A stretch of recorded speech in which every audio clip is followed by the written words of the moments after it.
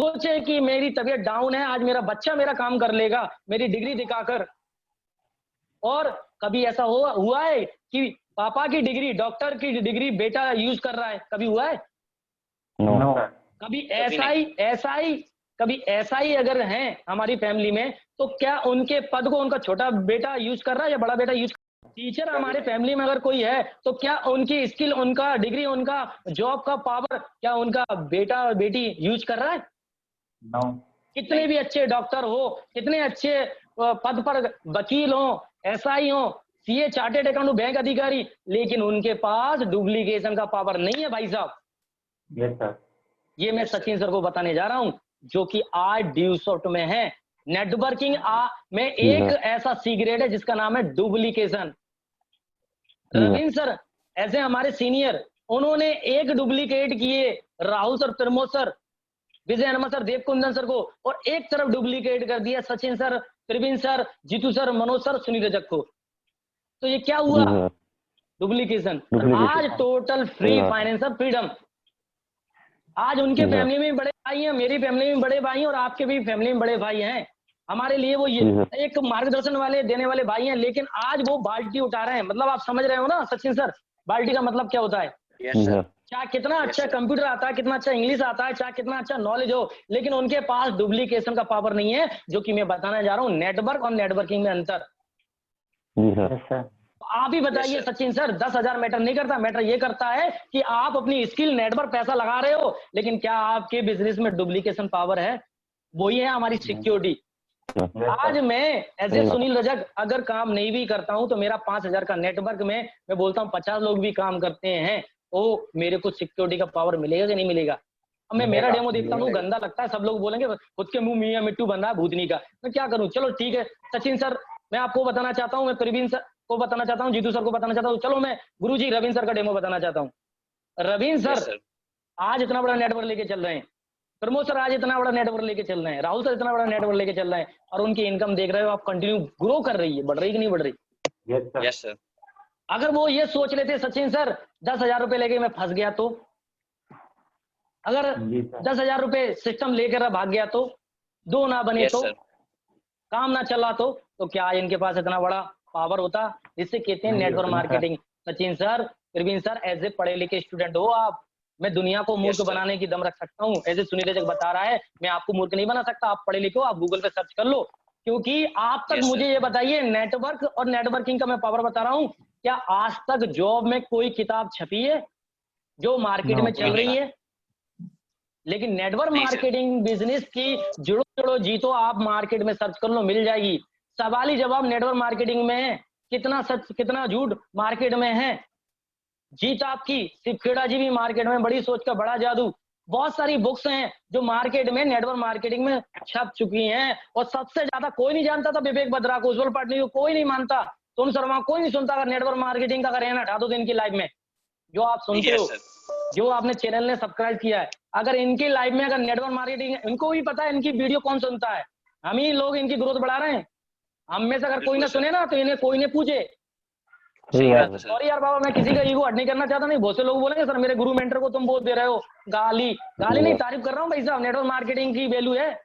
इधर आप बोल रहे हो सर गुड मॉर्निंग मत बोलना, सर मत बोलना। इधर नेटवर्क मार्केटिंग इंडस्ट्री को लेकर आप बोले सर मैं तो ड्रेस कोड भी नहीं पहनूंगा, टाई नहीं पहनूंगा, लेकिन उधर चुप के आप विवेक बत्रा को सुन रहे हो, चुप के सोनू शर्मा को सुन रहे हो, चुप के प्यार कर रहे हो उधर। तो ये तो भेदभाव है ना यार, सामने आओ ना, मैं तो खुला बोलता हूँ यार, सही क्या नहीं? नेटवर्क मार्केटिंग की ताकत बता रहा हूं मैं, कि ताकत कितनी बड़ी है। मैं आज सचिन सर को, प्रवीण सर को, ऐसे ये न्यू पर्सन है, ये सेकंड डे की ट्रेनिंग चल रही है, आज इनके डीएनए के अंदर अगर मैंने ड्यूसॉफ्ट ना डाल दिया तो नाम सुनील नहीं। हेलो, बिल्कुल, क्योंकि मैंने इस पे स्टडी की है यार, मैं थोड़ी ना हवा में बातें कर रहा हूँ। अगर नेटवर्क मार्केटिंग गलत है, ड्यूसॉफ्ट गलत है, तो भैया ये बुक्स क्यों मार्केट में चल रही हैं? कोई पढ़े लिखे नहीं बोलते। आज ही कहां से, अगर कोई पुलिस अधिकारी अगर मेरी बात सुन रहे हैं, या कह सकते हैं फैमिली में चलता है ये मैटर, तो यार बेटा तुम्हारी कंपनी बंद हो जाएगी, एक झटके में अपने पापा ने, वो अंकल जी ने बहुत सारी कंपनी बंद कराई है। यस, मैं तो चाहता हूं, तो पहले आप उज्जवल पाटनी जी की बुक बंद करवाओ, जो छपी पड़ी है और लोग खरीद रहे हैं, जुड़ो जुड़ो जीतो। वो खुद खुली भाषा में बोल रहे हैं, जुड़ो जोड़ो जीतो, और आपके पास होगी। आपके पास होगी ये बुक। मैं सचिन सर से मैं बोलना चाहता हूँ, प्रवीण सर ऐसे किसी न किसी के पास में होगी, है इसकी बिल्कुल। मैं बताना चाहता हूँ, बहुत से मेरे चैंपियंस बोल रहे होंगे कि ये हवा में दे रहे हैं। अगर मेरी बात अगर इतनी गलत है तो आप ये बुक पढ़ सकते हैं और आप गूगल पे भी सर्च कर सकते हैं कि आज नेटवर्क मार्केटिंग का इतना स्कोप है जिसकी बुक्स मार्केट में चल रही हैं भाई, इतनी तेज रफ्तार से सेल हो रही हैं और इनकी यूट्यूब पर वीडियो सुन रहे हैं और इन सबको मोटिवेटर को पता है कि सबसे ज्यादा डिमांड है नेटवर्क मार्केटिंग डायरेक्ट सेलिंग कारोबार की। और इस बात को लेकर बड़े लेके सब लोग जान गए, अनपढ़ से लेकर पढ़े लेके जितने ज्यादा चैनल लग रहे हैं चल रहे हैं ना, वो नेटवर्क मार्केटिंग को ही लेके चल रहे हैं। और जहां नेटवर्क मार्केटिंग का अगर स्टॉप कर दिया गया ना तो आपको पता है सबकी दुकान बंद हो जाएंगी। तो सबसे बड़ी अर्थव्यवस्था को टक्कर दे रही है नेटवर्क मार्केटिंग। तो ये है नेटवर्क मार्केटिंग का पावर जो मैं बताने के लिए जा रहा हूँ। क्लियर है कि नहीं? नेक्स्ट अगला पॉइंट आ जाता है प्लास्टिक इंडस्ट्री। प्लास्टिक इंडस्ट्री बताना क्यों जरूरी है? प्रवीण सर अगर आ गई हो तो शेयर कर सकते हैं, नहीं तो आगे मैं अगले पॉइंट पे लेके चल रहा हूँ। नेटवर्क मार्केटिंग के बाद में लेके चलता हूँ प्लास्टिक इंडस्ट्री। आज कोई भी बंदा नेटवर्क मार्केटिंग क्यों करे? मैं ये नहीं बोला मैं पंडित हूँ, मैं इतना कहना चाहता हूँ, इतना मैं मेरे को पता है कोई इंसान काम करता है बिजनेस में पैसा लगाता है तो फ्यूचर को देख के लगाता है, फ्यूचर को देखकर इन्वेस्ट करता है। और स्क्रीन पर आपके सामने आ रहा है कितना सत्य कितना झूठ। जो अगर मैं नेटवर्क मार्केटिंग की अगर मैं बात कर रहा हूँ तो आपके सामने क्लियर कट है। वो बुक्स जो मैसेज देती है अभी आपकी स्क्रीन में आने वाली है और उस स्क्रीन के दौरान आप देख सकते हो। देखिए दोस्तों यस सर, ये स्क्रीन पे आ चुकी है, चैंपियंस सभी लोग देख रहे होंगे। और इस बुक को आप गूगल पे सर्च कर सकते हो दोस्तों, गूगल पे सर्च कर सकते हो और देख सकते हो। देखो दोस्त, मेरी शक्ल पे मत जाना पीछे और अगले बैकग्राउंड में मत जाना, ब्लैकबेरी मेरी शब्दों पे जाना, शब्दों पे कंसंट्रेट करना। बहुत से लोग छाता लगाकर मार्केट में घूम रहे होंगे तो प्लीज कंसंट्रेट कीजिए। बहुत गहरी बात है, सचिन सर ने और जीतू सर ने कल बता दी थी कि लेट कर कोई भी चीज और चलते फिरते अगर कोई सुनोगे तो समझ में नहीं आएगा। नेक्स्ट आगे लेके चलता हूँ। फिफ्थ पॉइंट है, फिफ्थ पॉइंट पर लिखा हुआ प्लास्टिक इंडस्ट्री। तो मैं बताना चाहता हूँ, अगर सचिन सर प्रवीण सर अगर मेरी बात सुन रहे हैं तो मैं आज आपको ये क्लियर करना चाहता हूँ, नेटवर्क मार्केटिंग में पैसा लगाना, ड्यू में पैसा लगाना, फ्यूचर को देखकर पैसा लगाना, ड्यू में बाद में फ्यूचर को। चलिए मैं बताना चाहता हूँ, आज मैं बैठूंगा और मैं बताऊंगा कि दोस्त कि कोई भी व्यक्ति को बिजनेस स्टार्ट करता है तो वर्तमान नहीं देखता ना भूतकाल देखता, वो फ्यूचर देखता है। मैं लेके चलता हूँ प्लास्टिक इंडस्ट्री के बारे में बताना चाहता हूँ। 1945 के दशक में एक बंदे ने डिसीजन लिया था प्लास्टिक इंडस्ट्री ओपन करने का।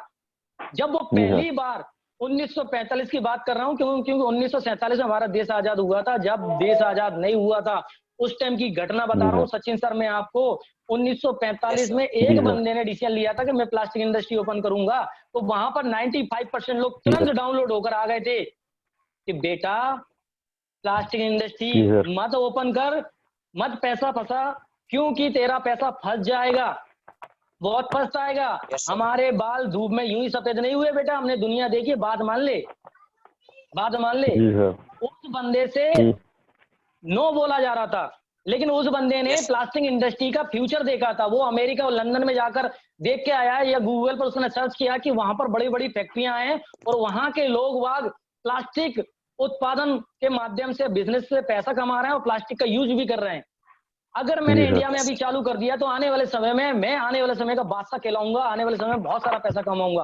फ्यूचर को देखकर प्लास्टिक इंडस्ट्री ओपन किया, लेकिन 95% लोगों के परिवार में किसी ने प्लास्टिक का पा नहीं सुना था और इंडस्ट्री का एम नहीं सुना था, तो इसलिए 95% लोगों ने मना किया था।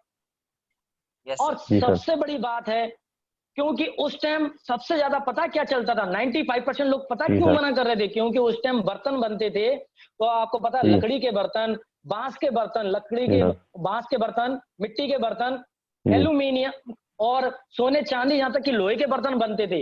रबड़ की बाल्टियां बनती थी कुएं में डालने के लिए, काफी लोगों ने देखी होगी रबड़ की बाल्टी। तो कहने का मतलब कभी प्लास्टिक की बाल्टी नहीं देखी थी, प्लास्टिक के बर्तन। तो इसीलिए नो बोल रही थी 95% लोगों की कैटेगरी, क्योंकि उन्होंने प्लास्टिक का कुछ भी नहीं देखा था। लेकिन जो बंदा बिजनेस स्टार्ट कर रहा था, पैसा लगा रहा था, वो क्या देख रहा था, उसका फ्यूचर। वो ये बोल रहा था कि अगर लकड़ियां कट जाएंगी तो लकड़ी के बर्तन कैसे बनेंगे, जहां मिट्टी आ रही है वहां पे बिल्डिंग बन जाएंगी तो मिट्टी नहीं मिलेगी तो मिट्टी के बर्तन कैसे बनेंगे।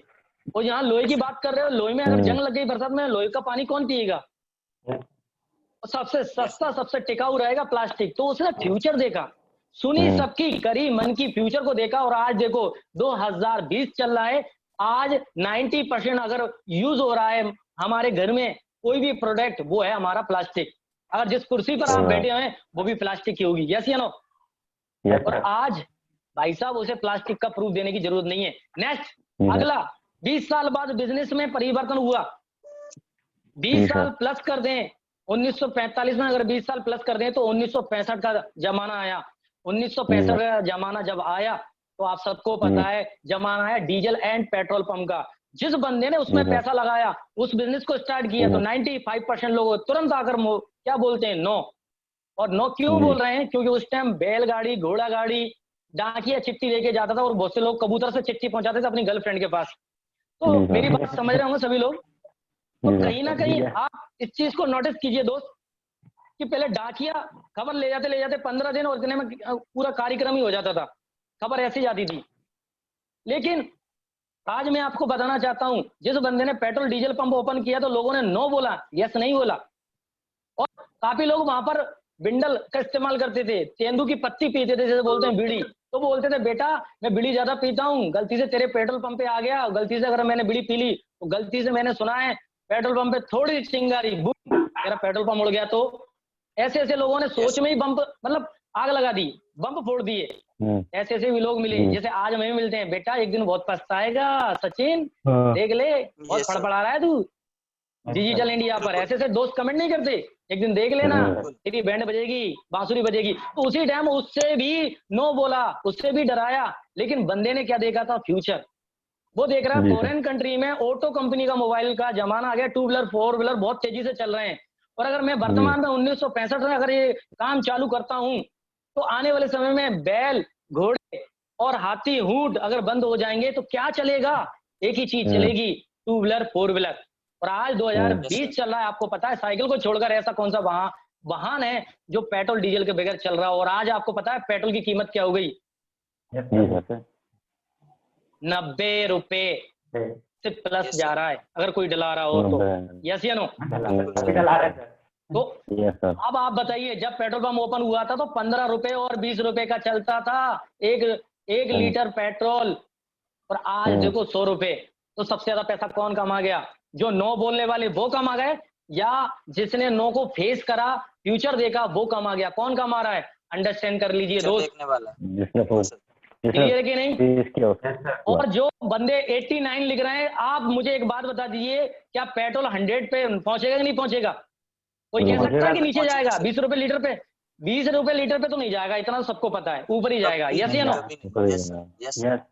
तो चलिए मैं आगे लेके चलता हूँ। 20 साल बाद बिजनेस में परिवर्तन हुआ। 1900 आया जमाना, 85 का जमाना आया प्रॉपर्टी का। तो आपको पता है प्रॉपर्टी को लेकर लोग क्या बोल रहे थे कि प्रॉपर्टी क्या करेगा, प्रॉपर्टी खरीद कर सचिन, क्या करेगा जीतू, क्या करेगा मनोज, क्या करेगा प्रवीण? बेटा मत खरीदो मुन्ना, नहीं पैसा नहीं लगाने का फालतू का, ना मुन्ना ना। मना किया। 1985 में काफी लोगों ने मना किया, क्योंकि उस टाइम प्रॉपर्टी का कोई क्रेज नहीं था, जनसंख्या ज्यादा नहीं थी। लेकिन जो बंदा प्रॉपर्टी पे पैसा लगा रहा था वो क्या देख रहा था? फ्यूचर। कि अगर मैं गुना जैसी सिटी में, भोपाल जैसी सिटी में, इंदौर जैसी सिटी में, मेन हाईवे पर हॉस्पिटल के पास में 10 बीघा जमीन, या कॉलेज के पास में 10 बीघा जमीन अगर मैंने 10,000 में खरीद ली 1985 में, तो आने वाले समय में उसकी क्या डिमांड होगी? तो आज डिमांड है सन 2000 में। आज जिस बंदे ने 10,000 की या 20,000 की, 50,000 की जमीन खरीदी हाईवे पर, 10 बीघा जमीन 10 करोड़ की हो गई। गलत तो नहीं बोला दोस्त? क्योंकि उस बंदे ने फ्यूचर देखा, उस बंदे ने फ्यूचर देखा। और उसी तरह से 20 साल बाद जमाना आया सन 2005 में आईटी प्लस कंप्यूटर का। तो 95% लोगों ने तुरंत बोला, आईटी बोले तो मोबाइल कान पे, अगर मोबाइल फट गया तो तेरा फेस कट बिगड़ जाएगा सचिन, मत लेना मोबाइल।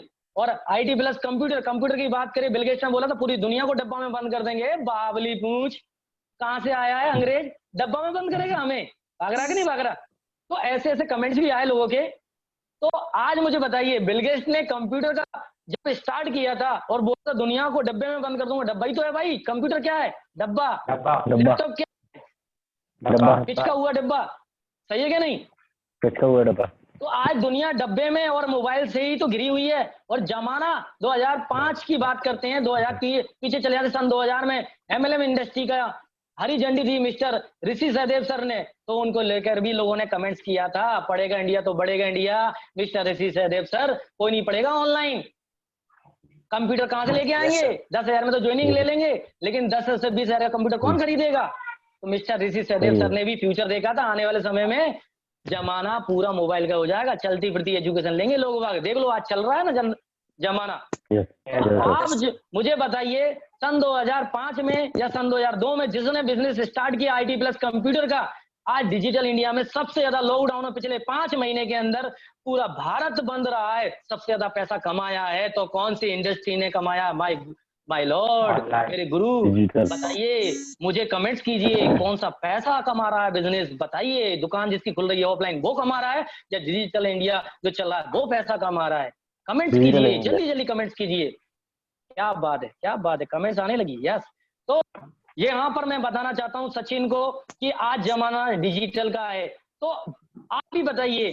और अब आने वाले 2025 के बाद में रोबोट आ रहे हैं, सुन लीजिए मेरे दोस्त, जो बहुत से मेरे फ्रेंड बोल रहे हैं मेरा मूड नहीं है सर, पापा मम्मी मना कर रहे हैं, बहुत प्रॉब्लम आ रही है सर, आप तो कर गए सर, आपकी कंडीशन ये थी, आपने तो पुराने थे, पुराने चावल थे। भैया आज नए भी बासमती चावल अच्छे आ रहे हैं।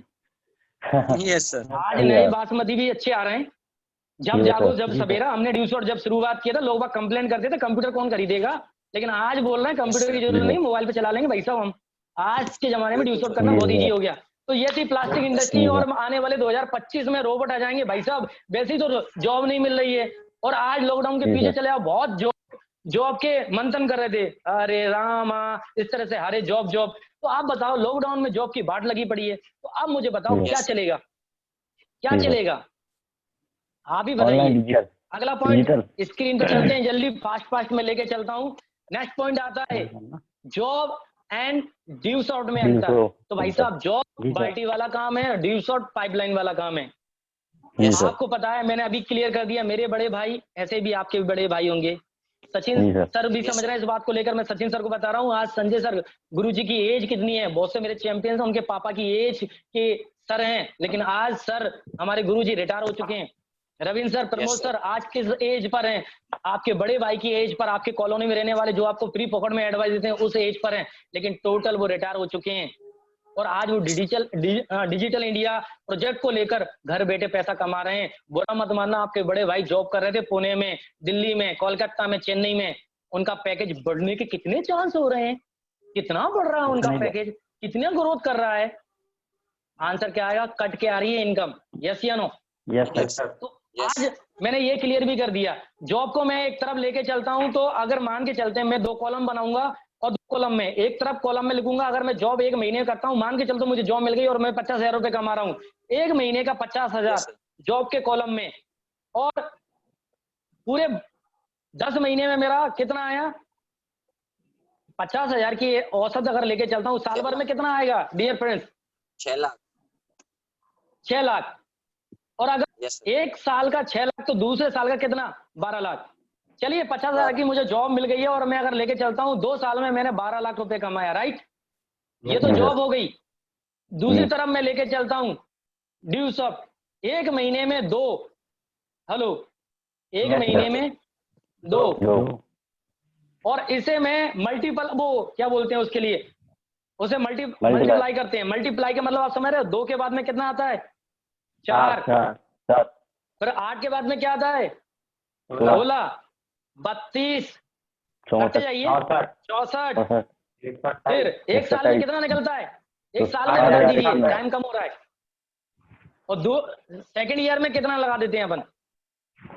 8,190 का डबल हो गया, 16,000। अगर 2 साल का अगर मैं टारगेट लेके चलता हूं तो क्या होता है? तो आपको मैं ये बताना चाहता हूं, एक मेरे पास ये भी उपाय है, 8,190 बढ़ रहा है, और इसको अगर अपन 2 से मल्टीप्लाई गुणा कर लीजिए तो आपका ग्रोथ बढ़ रहा है, मल्टीपल हो रहा है। इसे कहते हैं डुप्लीकेशन। ड्यू शॉट में डुप्लीकेशन है, जॉब में ओनली वन ओनली आप हो भाई साहब। ड्यू शॉट में नेटवर्किंग की पावर है, और जॉब में आपकी खुद की अकेली पावर है। तो आप अंदाजा लगा लीजिए, ये मैं बताना जा रहा हूँ सचिन सर को, जॉब एंड बिजनेस सबको आता है, ये बता सकते हैं। क्लियर है? नेक्स्ट आगे लेके चलता हूँ। 7 पॉइंट है भाई, ड्यू शॉट नो क्वालिफिकेशन। तक लिखवाना। क्वालिफिकेशन ही है ना सर? हाँ सर, भाई ड्यूसॉफ्ट से नो क्वालिफिकेशन। ड्यूसॉफ्ट कोई क्वालिफिकेशन नहीं मांगती, सिर्फ एक ही चीज मांगती है, क्या आप करने के लिए तैयार हैं? यस आई कैन, आप रेडी हैं, सिर्फ ये मांगती है। ड्यूसॉफ्ट देखो जॉब में क्या मांगते हैं, सबसे पहले आपकी मार्कशीट, यस या नो, फिर उसमें परसेंटेज, फिर कैटेगरी, किस कैटेगरी से आप आते हो, यस या नो, फिर आपकी एज देखी जाती है, ब्लड ग्रुप देखा जाता है, चेस्ट, वजन, यस या नो, कान में कोई पर्दा फटा तो नहीं है, आंख बराबर है, आपकी डिपर अच्छी दे रही है कि नहीं दे रही, आपके दिल की धड़कन ब्लड पंपिंग कर रही है कि नहीं कर रही, यस या नो, आपका वजनदार है कि नहीं। तो मतलब जॉब आपसे क्वालिफिकेशन मांगती है, यस या नो। ओबीसी से आते हो, एससी से आते हो, एसटी से आते हो, जनरल से आते हो, किससे आते हो, किसके मामा, किसके आपके मामा कौन है, आपके मतलब पूरा पूछती है जॉब। लेकिन ड्यूसॉफ्ट सिर्फ एक चीज पूछती है, ना तो आपकी क्वालिफिकेशन पूछती है, ना आपकी समाज पूछती है, ना आपसे ये पूछती है आप गांव से हो या सिटी से, गोरे हो के काले हो, मोटे हो के पतले हो, छोटे हो कि लंबे हो, डज नॉट मैटर। ड्यूसॉफ्ट सिर्फ एक बात पूछती है, क्या आपके ड्रीम है? अगर ड्रीम है तो पूरा कराने के लिए जेनेसिस इंटरनेशनल टीम तैयार खड़ी है। ये सबसे बड़ा पावर है, और इसीलिए बहुत सारे लोगों को के अरमान ठंडे हो जाते हैं। काफी मेरे चैंपियंस आर्मी का सपना लेकर चल रहे हैं, लेकिन उनकी हाइट कहीं ना कहीं क्वालिफिकेशन मांगी गई, वहां पर बंदा वीक आ गया, वीक हो जाता है, यस या नो। कोई इंजीनियर बनने के लिए जा रहा था, वो भी एक पॉइंट से वीक हो गया। कोई टीचर बनने जा रहा था, वो भी इस ग्रुप में होगा, कोई ना कोई एक नंबर से मात खा गया होगा, कोई ना कोई एससी के, एसटी के और ओबीसी के कारण मात खा गया होगा, यस या नो। के चक्कर में मात खा गया हो, कोई अपने मोटापे के चक्कर में मात खा गया हो, कोई ज्यादा लंबे के चक्कर में मात खा गया होगा। ऐसे बहुत सारे मेरे चैंपियंस हैं जो आज मेरी बात को सुन रहे हैं। लेकिन ड्यूसॉफ्ट में आप देख लो, सतरंगी मारो, ड्यूसॉफ्ट सतरंगी मिलेगो भया, राजस्थान में बोलते हैं इसे। तो कहने का मतलब मल्टीपल है हमारा सिस्टम, इसमें डज नॉट क्वालिफिकेशन, ओनली एक ही qualification, you should be has been dream. क्या आपके इमोशनल है, क्या आप उन्हें प्राप्त करना चाहते हो? तो आइए, most welcome. Next and point आता है बजट क्लियर। अब मैं सचिन से पूछ रहा हूँ, भाई 9500 क्यों लगाना चाहते हो, क्यों ड्यूसॉफ्ट करना चाहते हो, क्यों GIT Genesis International team join करना चाहते हो, क्यों हमारा सेशन लेना चाहते हो भाई? तो सचिन सर की वजह, सचिन सर को मैं बताऊंगा दो चीज। सचिन सर, एक इंसान बॉडी के दम पर 20 साल से मेहनत करता है, 60 साल तक वो काम करता है, बीच का लगातार 40 साल को इंटू कर देते हैं अपन 8 घंटे 365 दिन से, तो पूरा आंकड़ा निकल के आ गया। पूरा आंकड़ा कितना निकल के आता है आप सबको पता है। बॉडी के दम पर एक बंदा 1 लाख घंटे से ज्यादा काम नहीं कर सकता सचिन सर, ये आप सबको पता है। और उसी दौरान 3 से 4 कमरे का घर बनाता, 2 से 3 बच्चों की शादी करता, रिटायरमेंट में क्या मिलता है आप सबको पता है। आज ये है बॉडी के दम पे इनकम। और दूसरा है माइंड, सबके पास है माइंड तो है, लेकिन प्लेटफॉर्म नहीं है। और प्लेटफॉर्म में बता रहा हूँ सचिन सर को, time into rate equal to income. मेहनत करने के टाइम को बढ़ाओ, दर फिक्स रहती है, इनकम बढ़ती है। ये प्रिंसिपल के माध्यम से मैं बताता हूँ। ड्यूसॉफ्ट में आज हमारे Rahul sir, Pramod sir, Ravindra sir ने क्या किया, रविंद्र सर ने अपने समय को बढ़ाया है, अपने टाइम को मल्टीपल किया है। और इसी दौरान आज उनकी इनकम 4 प्रकार की आ रही है, परमानेंट, अनलिमिटेड, ग्रोइंग और ऑन जनरेशन टू जनरेशन। आज इसी के दौरान आज वो अपने ड्रीम पूरे कर पा रहे हैं। और आज उनका ड्रीम था सबसे पहले मोबाइल लेना, तो मोबाइल लिया। सबसे पहले मोबाइल के जरिए बाइक लेना, बाइक ली, फिर लैपटॉप लिया, फिर धीरे धीरे उन्होंने अपनी जो पुराने कर्ज थे वो खत्म किए, और आज उन्होंने फिर कार ली, फिर वर्ल्ड टूर किया, और अब लास्ट बड़ा ड्रीम 50 से लेकर 1 करोड़ के बीच में घर बनाने के लिए जा रहे हैं। उसे घर नहीं बोलते भाई साहब, सॉरी, बंगला कहते हैं। तो आज वो अपने ड्रीम पूरे कर सकते हैं। तो सचिन सर, मैं आपसे पूछना चाहता हूँ, आपकी कौन सी वजह है, आपके कौन से 5 ऐसे ड्रीम हैं? जब तक आप बताओगे नहीं तो मैं आपके साथ में सीखने में और सिखाने में, आपके साथ काम करने में कैसे शुरुआत करूं यार, क्योंकि मैं खुद कंफ्यूज हूं। जब तक आपकी वजह नहीं होगी तो मैं आपके साथ में काम क्यों करूं? Yes sir. आपकी वजह क्या है? तो सचिन सर बोलते हैं, सर मेरी वजह सर, मैं सचिन सर को बताना चाहता हूँ, ताजमहल कितनी बार बना? सचिन सर बोलेंगे 1 बार। अच्छा, जो मेरे चैंपियंस हैं, मैसेज बॉक्स के जरिए मुझे मैसेज के जरिए क्लियर कीजिए, ताजमहल 1 बार बना या 3 बार बना? कमेंट से मुझे पता चलेगा। 3 बार, 3 बार, 1 बार भी तो बना होगा भाई, 1 बार बना है यार, ये 3 बार क्यों लिख रहे हैं? इन्हें कौन से मार साहब ने पढ़ा दिया भाई साहब? 1 बार, 1 बार, 1 बार तो लिख दो कोई तो यार, सब पढ़े लिखे हैं। देखना मैसेज बॉक्स के जरिए सब 3 बार लिख रहे हैं यार। कौन से गुरुजी ने पढ़ा दिया भाई साहब आपको? 3 बार, 3 बार, 3 बार? एक बार वाला तो वो एक बार है। यस, पंकज ओझा सर ने बोला एक बार, एक बार, एक बार। यार कोई भी मेरे बोर्ड नहीं दे रहा यार, साला सब 3 बार लगे हुए। कौन से गुरुजी ने पढ़ाया तुम्हें? 3 बार। चलिए चलिए चलिए चलिए, मैं समझ गया। यहाँ पर मेरी टीम कंफ्यूज है और उसका कंफ्यूजन मैं दूर करना चाहता हूँ। यही तो मैं सचिन को बताना चाहता हूँ। आज वो सचिन अपनी वजह नहीं रखेगा। क्यों? क्योंकि उसे विश्वास ही नहीं है। और मैंने 2 चीज लगा दी, बॉडी एंड माइंड प्लेटफॉर्म। फिर भी मैंने एग्जाम्पल बता दिए। आज मैं सचिन सर को बताना चाहता हूँ, Sachin sir my dear brother, second day है, आज आपको बताना चाहता हूँ ताजमहल, ताजमहल 1 बार बना या 3 बार? तो सचिन सर क्या बोलेंगे? फर्स्ट टाइम जो ट्रेनिंग अटेंड कर रहे हैं, कितनी बार बना सचिन सर? 1 बार बोले। 1 बार। 1 बार। क्या बात है, वेरी गुड। किसने बनाया इसके बनाने वाले? Shahjahan, very good. तो मैं सचिन सर को बताना चाहता हूँ, Sachin sir my dear brother, Taj Mahal 3 बार बना। तो सचिन सर मेरे को बड़ी खतरनाक आंखों से देखेंगे, लाल पीली आंखों से, ये पक्का तो मैं फंस गया हूँ, ये इंसान मेरे को मूर्ख बना रहा है 3 बार। तो मैं क्लियर करना चाहता हूँ, दिमाग को ठंडा करो। लॉकडाउन में सचिन मेरे भाई, मैं आपको बताना चाहता हूँ 3 बार कैसे बना। सबसे पहले शाहजहां के माइंड में बना। दूसरा, उसने अपने इंजीनियर को बुलाया, हिंदी में बोले कारीगर को, इसका नक्शा बना के दे। तो कारीगर बहुत आए, दूर दूर से आए, कारीगरी बताई, ना जाने कितने नक्शे बने और ना जाने कितने बर्बाद हुए, लेकिन एक नक्शा फाइनल हुआ। और तब जाके नक्शे के दम पर ठेकेदार को दिया गया, कारीगर को दिया गया, तब जाकर उस नक्शे के दम पर बना। तो ताजमहल भाई साहब 3 बार बना। पहले माइंड में, मस्तिष्क में, दूसरा स्ट्रक्चर बोले रजिस्टर पर, नक्शे के तौर पर, और तीसरा ओरिजिनल उस पर वर्क हुआ, कारीगरी हुई। तो दैट्स ऑल। सचिन सर को क्लियर किया मैंने, ताजमहल भाई 3 बार बनाए। उसी तरह से ड्यूस रोड में अगर आपको कामयाब होना है तो आपकी 5 बजे रजिस्टर पे लिखकर मुझे बताओ, और आज उनको लेकर अपने मार्केट में मामा, फूफा, जीजा, अड़ोसी, पड़ोसी सबसे डिस्कस करना।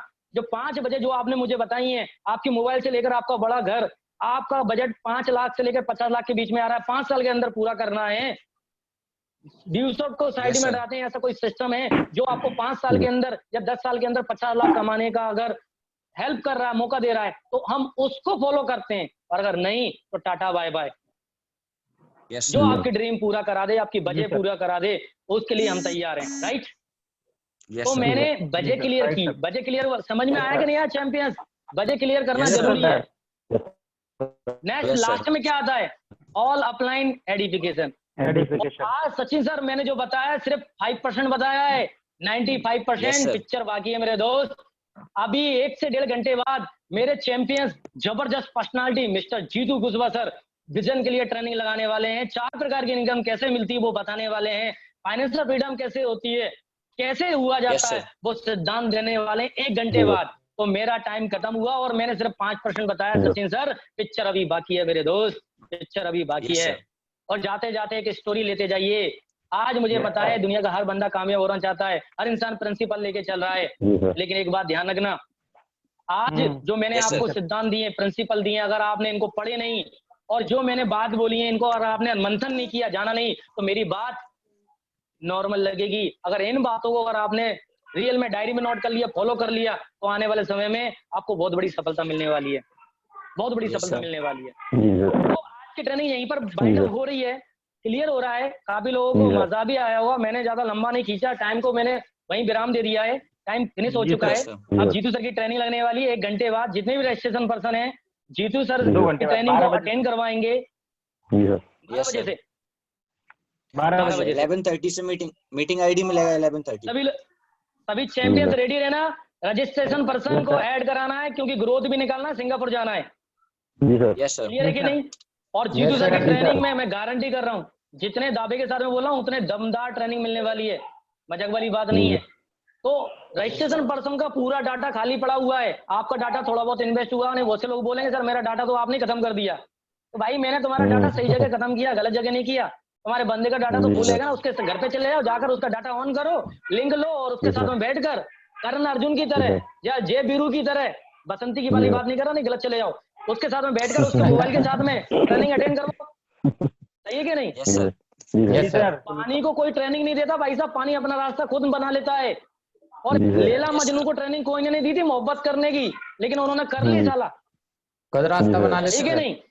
खुद रास्ते बना लेते हैं। सही पकड़े हैं, लहसुन अदरक वो क्या बोलते हैं, डॉट दिया सचिन सर ने, जीतू सर ने। हाँ, जीतू सर ने कहा मैसेज बहुत अच्छा है, जो बहुत आगे जाएगा, इसको अपन बहुत हाईलाइट करने वाले हैं, तो किसी को बुरा भी नहीं लगेगा। किसी का ईगो नहीं करना चाहते हैं हम, मतलब इतना बताना चाहते हैं। चलिए आगे लेके चलता हूँ। यहीं पर मैं अपने आप को और आपने आप सभी चैंपियन से मैं गुजारिश करता हूँ, यहीं तक मेरा सफर था, मिलकर बहुत मजा आया। लास्ट में एक ट्रेनिंग के दौरान एक स्टोरी भी हमें लगाना जरूरी है, मोस्ट कंपलसरी है। बिल्कुल सर। एक स्टोरी देना बहुत जरूरी है। उस स्टोरी आप मेंटल लेवल के हिसाब से दे सकते हो, जी सर, उसकी जो जरूरत है उसके हिसाब से दे सकते हो, जी सर, सिचुएशन के हिसाब से। अभी हमने दो स्टोरी पर जिक्र किया, एक बाज वाली और एक शेर की दोस्ती शेर से होती है, राइट।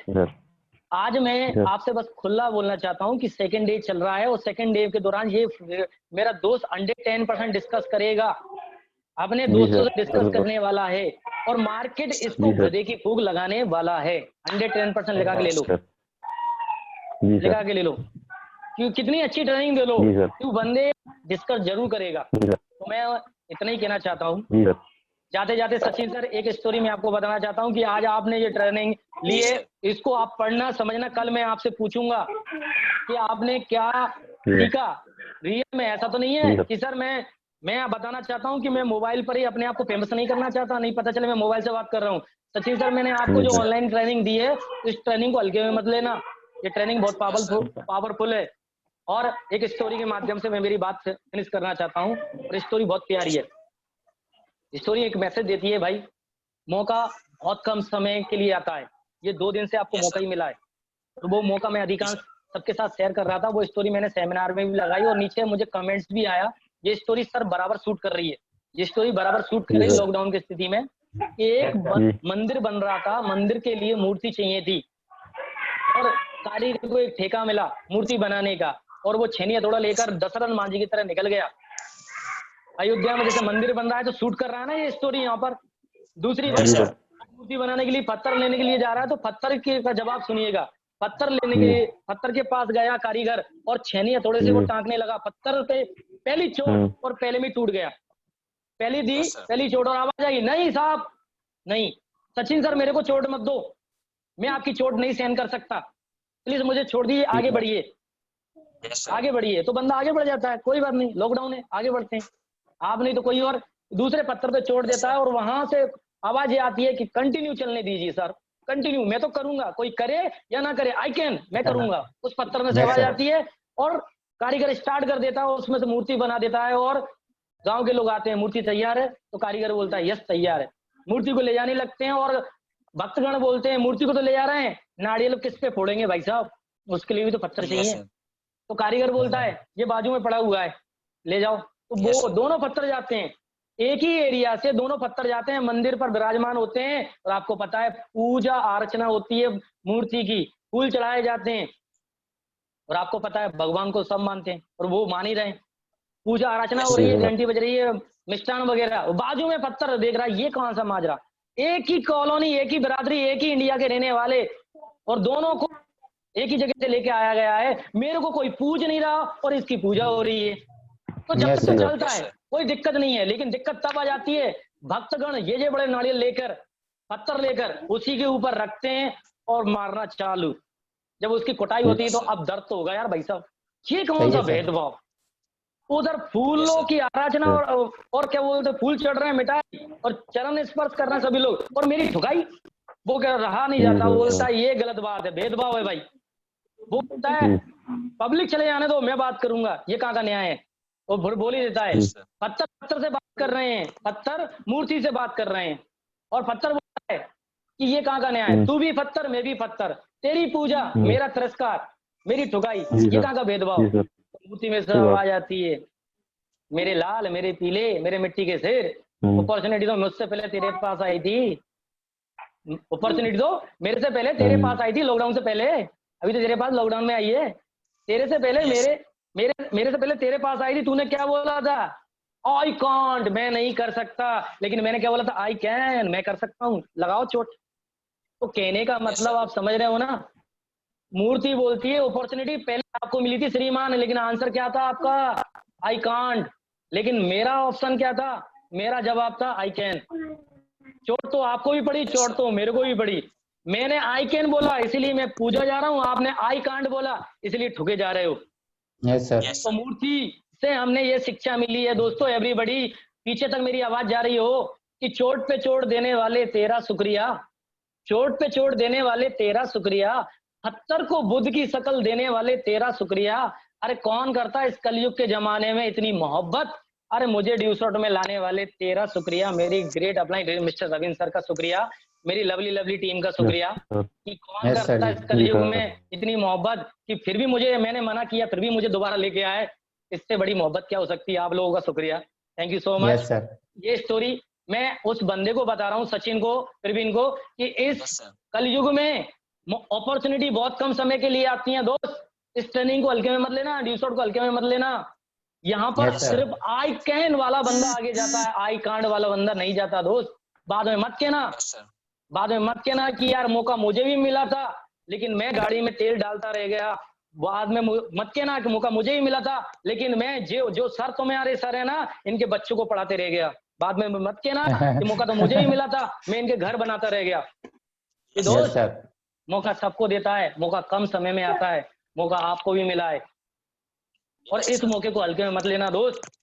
आज ऐसी ट्रेनिंग और आज इतनी गहरी बात, सच्चाई की बात, ना आपका कोई दोस्त करेगा, ना अड़ोसी करेगा, ना पड़ोसी करेगा, परिवार को छोड़कर, मम्मी पापा को छोड़कर, क्योंकि मम्मी पापा बोलते हैं बेटा कुछ कर ले, इधर एक गुरु बोल रहा है, इधर आपके मम्मी पापा बोल रहे हैं, बाकी के 3 से 4 लोग नहीं बोलेंगे, ना तुम्हारी जानू बोलेगी, ना सोना बोलेगा, ना मोनू बोलेगा, ना डंकी बोलेगा, ना गोलू बोलेगा, ना डोलू बोलेगा, सिर्फ और सिर्फ आपका कोच, आपका गुरु, आपका सीनियर बोलेगा या आपके मम्मी पापा बोलेंगे कुछ तो कर ले बेटा, सिर्फ ये बोलेंगे आई कैन, और मम्मी पापा बोलते हैं बेटा तू कर सकता है, इधर आपका कोच बोलता है यस तेरे अंदर गट से तू कर सकता है, बाकी Yes, सब लोग sir. बोलेंगे आई कांट, तुझसे नहीं होगा।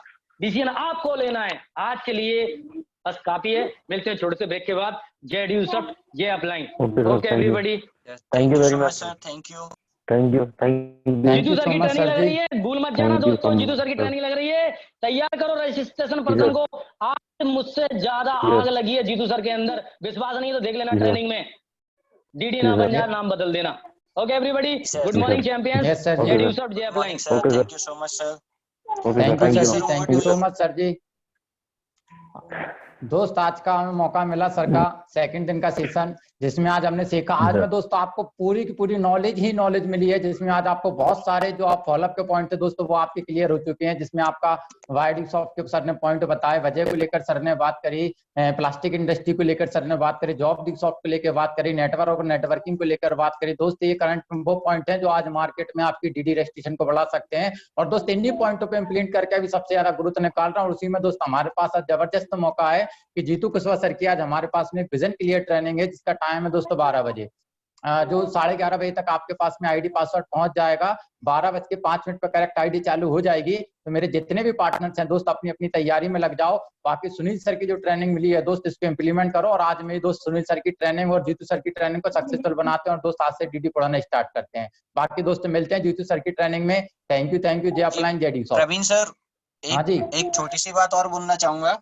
हाँ सभी जी, लोग अभी ऐड हैं ट्रेनिंग में, सभी लोग ट्रेनिंग का हिस्सा है। तो एक छोटी सी सूचना और है कि इस बार की जो क्लोजिंग है वो 31 तारीख को रहेगी, और इस बार जो हमें 7 दिन का सेशन मिल रहा है तब तक हमारे 5 दिन कंप्लीट हो जाएंगे। तो मेरी सभी लोगों से, जो सभी चैंपियन, सीनियर्स एंड जितने भी कोर एंड एबव पर्संस हैं, उन लोगों से मैं कहना चाहूंगा कि इस बार क्लोजिंग को जरूर मेंटेन करें। हर वो इंसान अगर चाहता है कि वाकई में हम इस ट्रेनिंग का फीडबैक दें, या सर का जो भी आज हमारे ऊपर एहसान हो रहा है, या फिर सर हमें जो सिखा रहे हैं उसका रिवेंज यदि हम देना चाहते हैं, तो दोस्त सबसे अच्छा रिवेंज होगा 31 तारीख की क्लोजिंग को कंप्लीट करके आप सबसे पहले अपना पेमेंट बनाइए। आपके पास में आज की जो ट्रेनिंग मिलने वाली है, ट्रेनिंग का भी मेन जो फोकस है वो मकसद यही है कि जितने भी आपके रजिस्ट्रेशन पर्संस हैं, या जितने भी अभी आपकी टीम है, आज ट्रेनिंग सेशन में अटेंड करवाइए, उनको बिठाइए और 100% दम लगाइए। आज सर ने जो एक एक टॉपिक बताया है, वो हर एक टॉपिक ना डीडी निकालने के लिए बिल्कुल 100% शूट करता है। तो मैं उम्मीद करूंगा कि सभी चैंपियन जितने आज हमारे साथ 400 प्लस डिवाइस कनेक्ट होती हैं, उन सभी लोगों का इस बार पेमेंट बनेगा, और इस बार सुनील सर के आशीर्वाद से गुना जो ग्रुप है वो रिकॉर्ड बनाएगा, हिस्ट्री बनाएगा। तो सभी लोगों के लिए बिल्कुल बहुत बहुत शुभकामनाएं हैं। सब लोग अपना पेमेंट बनाएं। 31 तारीख की क्लोजिंग है, इसको मेंटेन। बिल्कुल जी। ठीक है, ओके, बाकी wish you all the very best. मिलते हैं 11:30 पे। जिन लोगों के रजिस्ट्रेशन पर्सन है वो विजन क्लियर में अटेंड करवाइए, सब लोगों से फिर से मुलाकात होगी। और ये वाला सेशन कल से फिर से कंटिन्यू रहेगा, तो कल की फिर तैयारी करेंगे। बस आज अपना काम कीजिए, आज रिजल्ट निकालिए। बाकी सभी लोगों के लिए wish you all the very best. Praveen sir, कुछ और बात करना है या फिर मीटिंग को वाइंड अप करें? चलिए, ओके, बाकी सभी के लिए wish you all the very best. जय डी शॉप, जय अपलाइन।